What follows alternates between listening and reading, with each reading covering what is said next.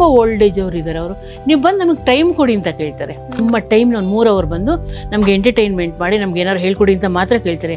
ಊಟ ತಿಂಡಿ ಅವ್ರಿಗೆ ಯಾವ 7 ಸ್ಟಾರಲ್ಲಿ ಇಲ್ಲದೆ ಇರೋ ಹೋಟ್ಲ್ ಫೆಸಿಲಿಟಿನೂ ಇದೆ. ಅಡುಗೆ ಮಾಡೋಕ್ಕೆ ಬೇರೆ ಸಪ್ರೇಟ್ ಇದ್ರೆ, ಅವ್ರು ಊಟ ಮಾಡಿದ ಪ್ಲೇಟ್ ಕೂಡ ತೊಳೆಯೋಕೆ ಬೇರೆ ಇರೋದ್ರೆ. ಏನು ಬೇಕು ಅವ್ರಿಗೆ? ಟೈಮ್ ಬೇಕು. ಬನ್ನಿ ನಮ್ಮ ಜೊತೆ ಮಾತಾಡಿ, ನಮ್ಗೆ ಏನು ಅನುಭವ ಇದೆ ನಾನು ನಿಮ್ಗೆ ಹೇಳ್ತೀವಿ, ನಿಮ್ಗೆ ಏನು ಅನುಭವ ಇದೆ ನಮ್ಗೆ ಹೇಳ್ತೀವಿ ಅಂತ. ಈ ಥರ ಬೇಕಾದಷ್ಟಿದೆ. ನಮ್ಗೆ ಏನು ಟ್ಯಾಲೆಂಟ್ ಇದೆ ಅವ್ರಿಗೆ ಹೇಳ್ಕೊಡ್ಬೋದು.